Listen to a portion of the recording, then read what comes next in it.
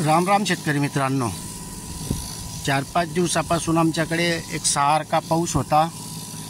आता मात्र सूर्यदर्शन झालेलं आहे चांगल्या प्रकारे. तर आपण लगेच आज फवारणी करून घेतोय.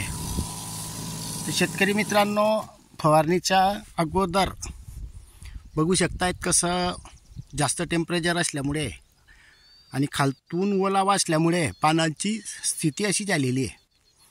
तर काही वेळेला जास्त पाणी असल्यामुळे झाडं मरू शकतात.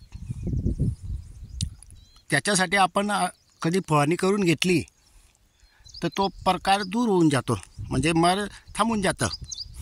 आणि हे बघा, आता फवारणी झालेली आहे येते, तर याची क्वालिटी बघा कशी झालेली आहे.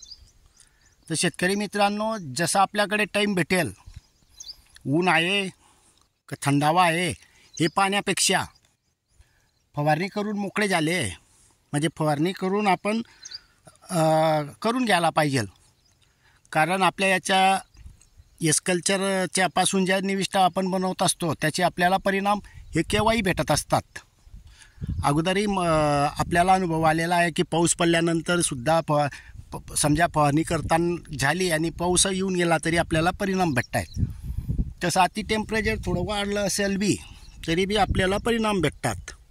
आता यावरूनच समोर उदाहरण बघू शकतायत तुम्ही. या इकडचे पानं थोडे टाईट आहेत आणि हे कधी बघितले तर याच्यात असं मान टाकलेले आहेत, कारण हे अति टेम्परेचरमुळे झालेलं आहे, खालतून ओलावा असल्यामुळे. तर शेतकरी मित्रांनो, काही विशेष नाही आहे. पाऊस बी पडून गेला आणि आपली जी फवारणी असते ही फुकटाची असते. याला फक्त मेहनत लागलेली असते. पैसा तर बघितलं तर फक्त गुळावर झालेला खर्च असतो. चला ठीक आहे, आता आपण काय फवारणी करतो हे सांगतोय. आपण आता गोमूत्र काढा घेतलेला आहे, 20 लिटरचा पंप आहे. गोमूत्र काढा घेतलेला आहे आपण 100 ml. त्याच्यात करंजपासून जे तयार केलेलं आहे ते घेतलेलं आहे 75 ml. निंबोडी अर्क घेतलेला आहे 75 ml. जाड मीठ 75 ग्राम. 2 शॅम्पू पुड्या. पालापाचोळा अर्क 100 ml. असं आपण या कापसाला आता फवारणी करून देतोय.